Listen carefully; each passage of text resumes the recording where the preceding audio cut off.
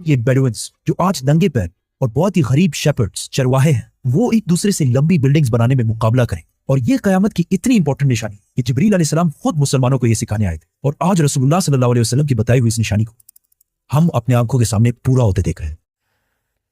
अस्सलाम वालेकुम वरहमतुल्लाहि वबरकातुहू। उम्मीद है आप सब खैरियत से होंगे। मैं भी अल्हम्दुलिल्लाह अल्लाह का लाख लाख शुक्र एहसान है खैरियत से हूँ। और इंशाअल्लाह जिस वीडियो रिएक्शन देने आ रहे हैं द कोहिस्तानी, इनके चैनल का नाम है और इनके चैनल का लिंक मैं डिस्क्रिप्शन बॉक्स में दे दूँगा। आप लोग इनका चैनल सब्सक्राइब करिएगा और मेरी वीडियो को एंड तक देखिए। दोस्तों आज की वीडियो बड़ी इंपॉर्टेंट है, बड़ी इबरत वाली वीडियो है।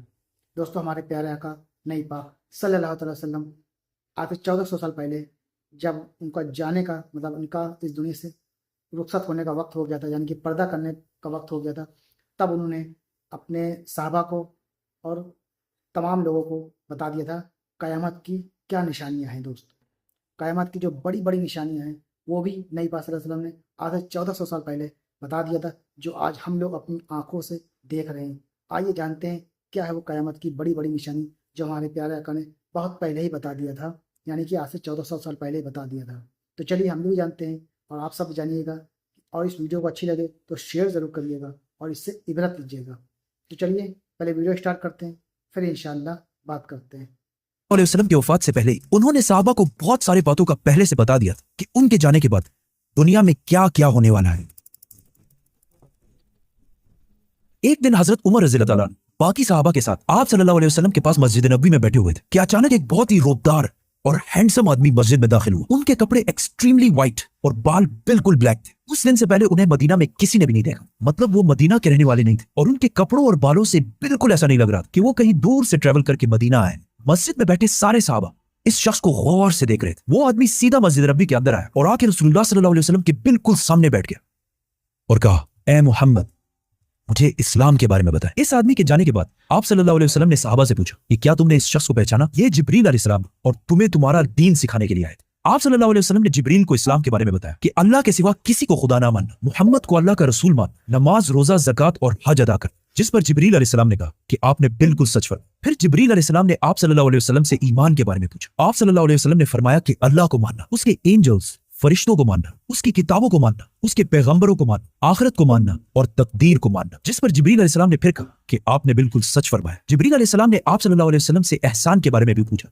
और फिर जिब्रील अलैहिस्सलाम ने आप सल्लल्लाहु अलैहि वसल्लम से पूछा कि क़यामत, डे ऑफ जजमेंट, कब आएगी? जिस पर आप सल्लल्लाहु अलैहि वसल्लम ने कहा कि जितना आपको पता है सिर्फ उतना ही मुझे पता है, मतलब क़यामत के दिन का अल्लाह के सिवा किसी को भी नहीं पता। जिब्रील अलैहिस्सलाम ने यह सुनने के बाद फरमाया कि मुझे उस दिन के बारे में कुछ निशानियां बताएं। अब तक इस डिस्कशन में जितनी भी बातें हुई उन सबको आप सल्लल्लाहु अलैहि वसल्लम पहले भी एक्सप्लेन कर चुके, क्योंकि ये वाकया आप सल्लल्लाहु अलैहि वसल्लम की वफात से कुछ ही अरसे पहले हुआ था, जब ऑलमोस्ट सारा कुरान नाजिल हो चुका था। लेकिन इसके बाद जो आप सल्लल्लाहु अलैहि वसल्लम ने क़यामत की निशानियां बताई वो इससे पहले किसी को भी पता नहीं, और इन निशानियों का ताल्लुक सहाबा से ज्यादा हमसे है, क्योंकि जो निशानियां आप सल्लल्लाहु अलैहि वसल्लम ने बताई वो सहाबा ने अपनी जिंदगी में पूरे होते नहीं देखी, बल्कि वो निशानियां आज हम देख रहे हैं। Which means जिब्रील अलैहिस्सलाम सिर्फ सहाबा को नहीं बल्कि आज के मुसलमानों को भी क़यामत की बहुत इंपॉर्टेंट निशानियां सिखाना चाहते थे। आप सल्लल्लाहु अलैहि वसल्लम ने जिब्रील अलैहिस्सलाम को जवाब दिया कि जब एक लौंडी अपने मालकन को जन्म देगी, जिसको बहुत सारे स्कॉलर्स समझते हैं कि जब औलाद अपने वालिदैन को गुलाम समझेगी, और जब ये नंगे पैर गरीब शेपर्ड्स चरवाहे एक दूसरे से लंबी बिल्डिंग्स बनाने में कॉम्पिटिशन मुकाबला करेंगे। जिब्रील अलैहिस्सलाम ने फिर कहा कि आपने बिल्कुल सच फरमाया, और उठकर वहां से चले गए। आप सल्लल्लाहु अलैहि वसल्लम ने सहाबा को भेजा कि कोई जाकर इस आदमी को ढूंढे, लेकिन उस दिन के बाद ये आदमी किसी को भी नहीं दिखा। Now, आप सल्लल्लाहु अलैहि वसल्लम ने नंगे पैर गरीब चरवाहों का जिक्र किया, जिन्हें उस जमाने में अरब बेडुइन्स बद्दू कहा करते थे, जो अरब के बाकी कबीलों से हमेशा दूर रहते और कभी भी एक जगह पर नहीं रहते, बल्कि अपने जानवरों के साथ हमेशा ट्रेवल करते रहते थे, मतलब एक खानाबदोश नॉर्मैडिक जिंदगी गुजारते थे। ये इसलिए बहुत अजीब बात, क्योंकि बद्दू पूरे अरब में सबसे गरीब कबीलों में से होते हैं। सिर्फ उस जमाने में नहीं बल्कि इस हदीस के 1000 साल बाद ये बेडुइन्स अरब के सबसे लोअर क्लास होते। इसलिए साहबा हैरान थे कि हमारी सोसाइटी के सबसे गरीब क्लास कैसे आपस में लंबी बिल्डिंग्स बनाने में मुकाबला करेंगे। आप सल्लल्लाहु अलैहि वसल्लम के बाद खिलाफत राशिदा हर तरफ फैलने के बाद दुनिया की सबसे बड़ी सुपर पावर बन गई। सिर्फ मुसलमानों में नहीं बल्कि ये उस वक्त तक इंसानों की तारीख की सबसे बड़ी एम्पायर, जो अलेक्जेंडर द ग्रेट और रोमन एम्पायर के जूलियस सीजर के एम्पायर से भी बहुत बड़ी थी। इसका फायदा उठाते हुए ये बेडुइन्स पूरे दुनिया में फैल गए, लेकिन फिर भी इनकी सबसे बड़ी पॉपुलेशन इसी अरब के इलाके में रही। आहिस्ता आहिस्ता वक्त गुजरता गया और इनका कल्चर बिल्कुल भी नहीं बदला। ये बेडुइन्स उसी तरह अपनी जिंदगी गुजारते रहे। आखिर 1000 साल बाद उस्मानिया खिलाफत के आखिरी जमाने में दुनिया पुराने तरीकों से एक नई इंडस्ट्रियल एज की तरफ बढ़ने लगी। तो आखिर उस्मानी खलीफा सुल्तान अब्दुल हमीद ने मुसलमानों को भी मॉडर्न दुनिया की तरफ लाने के लिए बहुत स्ट्रॉन्ग रिफॉर्म्स की और पूरी एम्पायर में बहुत सारे प्रोजेक्ट शुरू किए, जिसमें इस्तांबुल से मदीना तक एक ट्रेन भी बनाई गई। लेकिन इस ट्रेन के रास्ते में हमेशा एक बहुत बड़ी रुकावट थी, यही बेडुइन्स, क्योंकि इन्हीं बेडुइन्स इससे बहुत साल पहले 1757 में 20,000 हाजियों को शहीद भी किया, जिसके बाद उस्मानिया सल्तनत इनके कल्चर को चेंज करने लगी और इन्हें खानाबदोश नॉर्मैडिक जिंदगी से एक परमानेंट इलाके में सेटल करने की कोशिश की।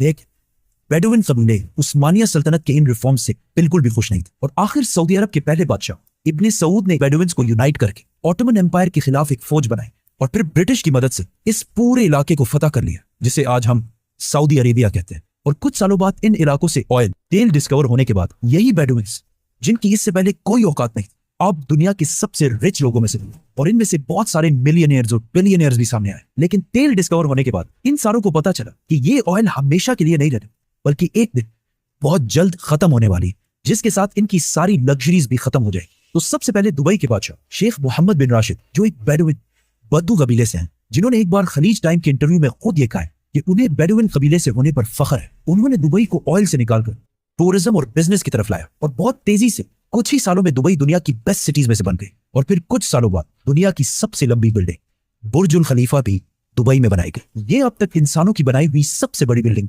इससे पहले एक जमाने में, आज से 4,500 साल पहले, इजिप्ट में फिरौनों के बनाए हुए pyramids, specifically the pyramid of Giza, इंसानों की बनाई हुई सबसे बड़ी बिल्डिंग और दुनिया की सबसे बड़ी बिल्डिंग होने का ये टाइटल इस पिरामिड के पास 3,800 साल तक रहा। मतलब फिरौन के बाद 3,800 साल तक कोई भी फिरौन से लंबी बिल्डिंग नहीं बना सके। लेकिन 3,800 साल बाद यूरोप के एक चर्च ने पिरामिड्स का ये रिकॉर्ड तोड़ दिया, जिसके बाद पेरिस के आईफिल टावर और 9/11 में तबाह होने वाले वर्ल्ड ट्रेड सेंटर भी दुनिया की सबसे बड़ी बिल्डिंग्स रह चुकी है। इसके बारे में फिर हम बात करेंगे, तो सब्सक्राइब।